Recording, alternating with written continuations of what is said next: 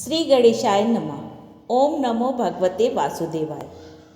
प्रिय दर्शकों, हमारे YouTube चैनल पर आपका स्वागत है। आपका कमेंट, लाइक, शेयर व सब्सक्राइब हमारे लिए महत्वपूर्ण है, तो कृपया वीडियो को लाइक व शेयर करके चैनल को सब्सक्राइब अवश्य करें। हिंदू धर्म में एकादशी व्रत को विशेष माना गया है। यूँ तो वर्ष भर में 24 एकादशी तिथि आती है। प्रत्येक एकादशी तिथि का अपना अपना विशेष महत्व होता है।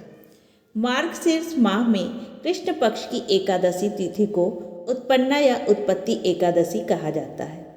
इसी दिन एकादशी माता का प्राकट्य भगवान श्री विष्णु जी के शरीर से निकले दिव्य तेज से हुआ था। इसी दिन से एकादशी व्रत की शुरुआत हुई थी।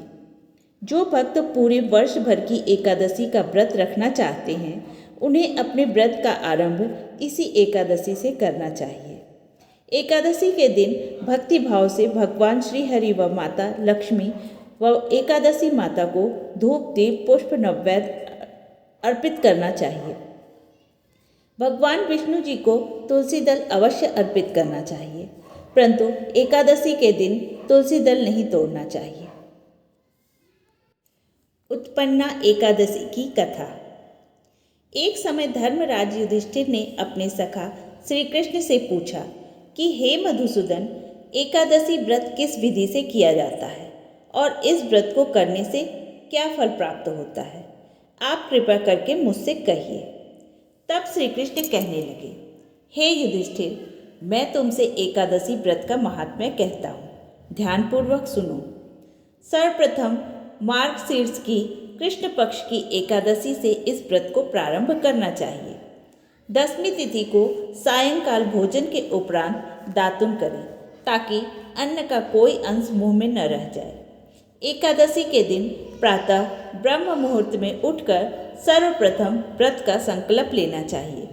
तत्पश्चात स्नान आदि से निवृत्त होकर धूप, दीप, पुष्प, नैवेद्य आदि से संपूर्ण श्रद्धा भाव के साथ भगवान का पूजन करना चाहिए। रात्रि दीप दान करते हुए जागरण करना चाहिए। जो व्यक्ति भक्ति भाव से नियम पूर्वक एकादशी व्रत करते हैं, उन्हें अश्वमेघ यज्ञ करने से भी 100 गुना अधिक फल प्राप्त होता है। जिस प्रकार सभी प्रकार के दान में अन्न का दान श्रेष्ठ होता है, जिससे देवता और पितर दोनों ही तृप्त होते हैं, उसी प्रकार एकादशी व्रत का पुण्य सबसे अधिक होता है। युधिष्ठिर कहते हैं, हे कृष्ण, आपने हजारों यज्ञ और सभी प्रकार के दान को भी एकादशी व्रत के बराबर नहीं बताया है, अतः यह तिथि इतनी श्रेष्ठ कैसे हुई? कृपया कर मुझसे बताइए। तब श्री कृष्ण कहते हैं, सतयुग में एक नारीजंग नामक राक्षस था, जिसके पुत्र का नाम मुर था। मुर दैत्य चंद्रवती नगरी में राज्य करता था। मुर दैत्य बड़ा ही पराक्रमी और बलवान था।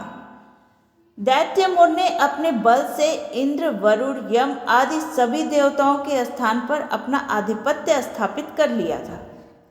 सभी देवता उसके भय से भागे भागे फिर रहे थे। सभी देवता अपनी रक्षा हेतु अपनी व्यथा लेकर कैलाशपति महादेव जी के शरण में पहुँचे और उन्हें प्रणाम कर सारी व्यथा सुनाया।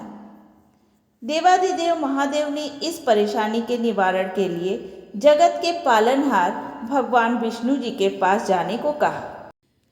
महादेव की आज्ञा पाकर सभी देवगण श्री हरि के पास पहुँचे और उनकी स्तुति करने लगे। हे दया के सागर, हे असुर निकंदर, कृपया हमारी सहायता करें। उस दुष्ट दैत्य मुर को मारकर हम सबकी रक्षा कीजिए। देवताओं ने उन्हें अपना सारा कष्ट सुनाया। देवताओं के आग्रह को सुनकर श्रीहरि बोले, मैं शीघ्र ही उसका संहार करूंगा। आप सभी चंद्रावती नगरी को चलें। इस प्रकार भगवान श्रीहरि सहित सभी देवता चंद्रावती नगरी को गए। वहां अपनी सेना सहित मुर युद्ध भूमि में गरज रहा था। भगवान श्रीहरि को देखकर उसकी सभी सेना अपने शस्त्रों के साथ भगवान की ओर दौड़ी।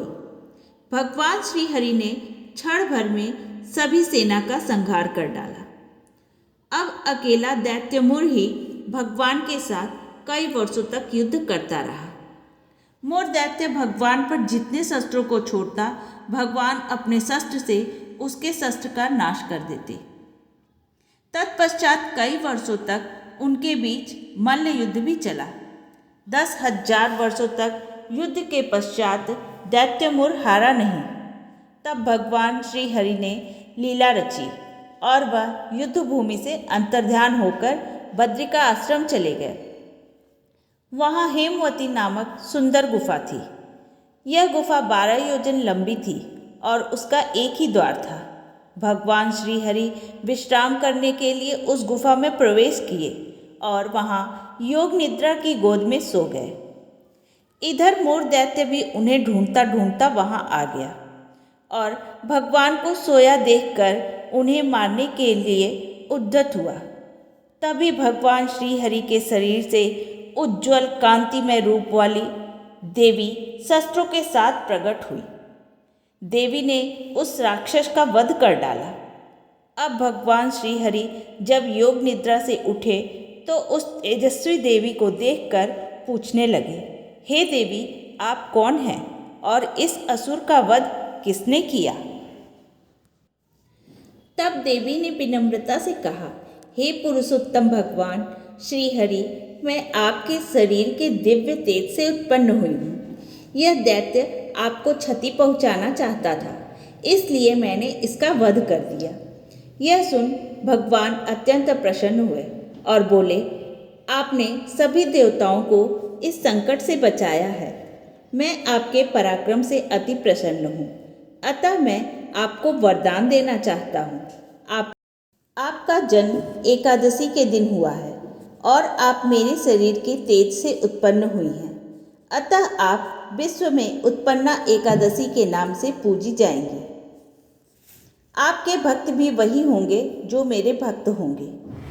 श्री कृष्ण कहते हैं, हे युधिष्ठिर, इसी कारण मुझे एकादशी तिथि बहुत प्रिय है। एकादशी का व्रत पालन करने वाला मनुष्य अपने जीवन काल में सभी सुखों को भोगकर अंत समय में मेरी शरण में आएगा, अर्थात उसे वैकुंठ लोक की प्राप्ति होगी। इस प्रकार उत्पन्ना एकादशी की कथा संपूर्ण हुई। प्रेम से बोलिए लक्ष्मी नारायण की जय, एकादशी माता की जय। यदि आपको यह कथा अच्छी लगी हो तो वीडियो को लाइक व शेयर करें। यदि आप हमारे चैनल पर नए हैं तो चैनल को सब्सक्राइब अवश्य करें व नई वीडियो की जानकारी के लिए बेल आइकन प्रेस करें। धन्यवाद।